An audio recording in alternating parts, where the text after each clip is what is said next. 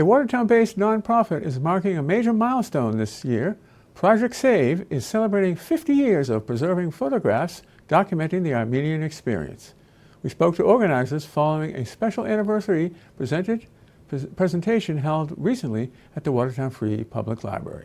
Cal Ben has the story. I think there's nothing more powerful than the stories that photographs can tell to kind of ground us and reconnect us to one another. Dr. Arto Vaun is celebrating the 50th anniversary of Project SAVE, a nonprofit that archives historical photos of Armenians. With over 100,000 photos saved, it's the largest photo archive dedicated to the Armenian community. Without preservation of photographs, we lose a connection to our past. And by losing a connection to our past, we lose a connection to ourselves. The organization started when Ruth Tomasian needed photos of Armenian clothing to help her with a costume design for a play and found a new passion. The people so much wanted to tell me about the photographs I was looking at that I would just sit there and I was bedazzled by it. Dr. Vaun says that this has been a particularly hard year for Project SAVE due to federal and state funding cuts to the archives, but photos can be of help.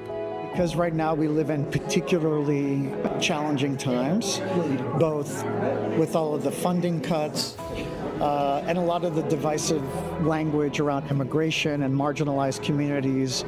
Photography, especially original photographs, speak for themselves. They tell such powerful stories that they can very quickly tap into that part of us that is still basically human. Dr. Vaun says resistance is a key part of archiving. Many of the photos displayed at a 50th anniversary presentation he gave told stories of immigration, persecution, and Armenians persevering through it all. These photos are proof of their struggles in a world trying to erase their history. Dr. Vaun presented a photo of 3 Armenian girls who were killed in the Shushi massacre circa 1918, saying that having a copy of the original photo preserved debunks claims of AI, Photoshop, or deepfakes from denialists. To show something like this is a bit of a problem for them, but very, very, very, very important, not just for Armenians, but for anybody that cares about any semblance of truth and fact and history. To commemorate their 50th anniversary, Project SAVE is launching Archive Alive, a program that will highlight diaspora Armenians from specific communities.